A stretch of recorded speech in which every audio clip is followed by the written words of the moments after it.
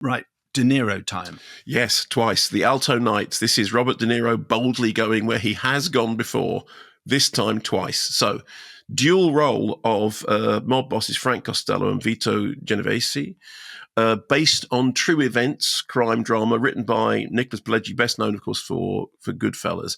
Directed by Barry Levinson, Diner, Good Morning Vietnam, Bugsy, Wag the Dog, and written by Pileggi, as I just said. Film is narrated from the point of view of one of these, Frank Costello, looking back on his life. And at the beginning, an associate of his former childhood friend, Vito, shoots him in the head. Literally shoots him in the head. Amazingly, he survives and decides that now is probably the time to get out of the life. The narrative then spirals back to tell the story of Frank and Vito, the former diplomatic, political, the latter a hothead. As kids, they left school together early, got into bootlegging. When Vito had to disappear, Frank was left in care of the empire, but then World War II intervenes. Return is delayed. He comes back. Everything is changed. Frank is kind of semi-respectable, has led a period of calm in the world. Vito is into drugs, wants his empire back. So here is a clip of Robert De Niro arguing with Robert De Niro. You're going down a very dangerous road. You know that. And we ain't been down dangerous roads before. All of a sudden, we can't go down dangerous roads. This is a road that I'm not going down because you're going to take us all down. This is not the way. You know, it's just a matter of time you're going to get pinched. But don't forget, you're a racketeer. You're a gangster. Come on. All of a sudden, you want to be half in, half out, half a racketeer. You can't have it both ways. You're either in or you're out. And whether you're half in or half out, that don't mean you ain't going to get caught the same way I could get caught or I could go down. It's the same thing. Come on, don't be naive. We don't control this, somebody else does it. This is a death sentence.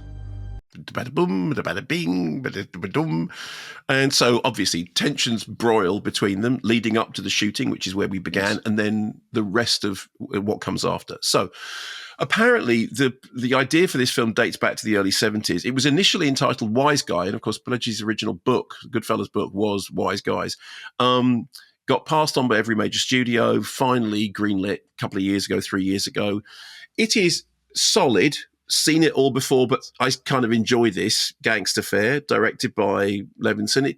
It doesn't have any of the kind of cutting cruelty of Scorsese's gangster films. It's 15 Certificate. There's a lot more black comedy. There's a lot of don't give me no respect kind of mafiaisms, very handsomely shot by Dante Spinotti. And whilst it was on, it was perfectly enjoyable. My main question is this, and I'm sure there's a good answer for it. Why is Robert De Niro playing both the roles? I mean, the thing is, in both of the roles, his face looks like it's covered in prosthetics, and I imagine it's prosthetics, but everything is digital nowadays, whatever. But, both of them, they're slappy performances. And in the scenes that they're together, there's quite a lot. The one of the characters has got a hat and glasses, not least to distinguish that Robert De Niro from the other Robert De Niro. I mean, actually, the real transformation in this is Cosmo Jarvis, who is I think unrecognizable in every film, but that's because he's a brilliant actor. So while I'm watching this, I'm thinking, well, I'm enjoying this. I didn't know this story, and it's it's well written. Of course, it's well made because very, very high pedigree, very high caliber. But why? I mean, it's not like they're twins. It's okay. They're flip sides of the same coin. They grew up together, and one's a bit like this, and the other's a bit like this. But why is Robert De Niro doing the same thing? Now, of course, there's the famous story that Peter Sellers played all the roles in Strangelove because he discovered that he got paid per role rather than per film, which I'm sure is partly a joke anyway. But there was a sort of weird thing here, which was like, you remember seeing Al Pacino and Robert De Niro together on screen in Heat. They'd been in Godfather, the series before, but never in the same scene because of the time period. But now you've got Robert De Niro on screen with Robert De Niro. It's like the only actor who can be on screen with Robert De Niro is Robert De Niro. And so at times it felt like a TV project, partly because it is the very, very well-worn tropes I mean, the story is not uninteresting. Like I said, I enjoyed it whilst it was on, and I laughed quite a lot because quite a lot of them go, "Hey, what's he? What do you think with the thing?" All doing all that sort of the gangster dialogues. I mean, nobody does it better than De Niro. He's doing one of them in a higher voice and one of them in a lower voice, but it's there's an awful lot of what did he do? You got to shoot the guy. You shoot the guy in the head, but you got to put a bullet in the head, but he's not dead. What do you? There's an awful lot of that going on, which I enjoyed.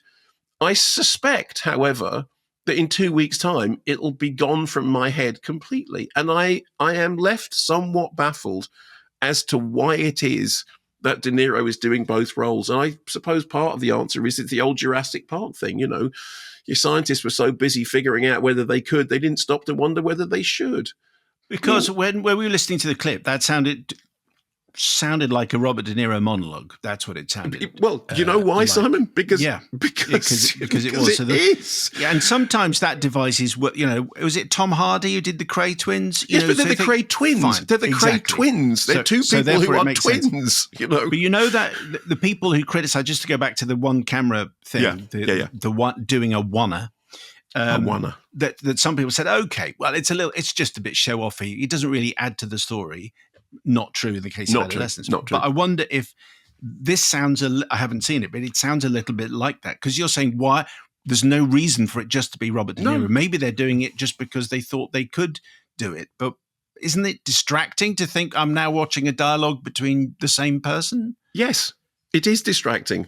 Because I'm looking at the scene going, I wonder how they did, who he holds the door open for him. And then there's a scene in which they hug each other. And I wonder, and I'm just thinking, I don't need to be distracted. Just surely, I mean, there's enough unemployed actors in the world. Get one of them. Yes. It's just, and I suspect, I'll be honest with you, I suspect that the answer is vanity. I suspect that the thing that because this is, like I said, this is a very workaday story that we have seen a million times before. And I suspect that the reason they gave Robert De Niro both roles was because it was a way of attracting Robert De Niro to the role. There's no dramatic reason for it at all. And like I said, you can go, well, they're two sides of the same coin. Yeah, but are they?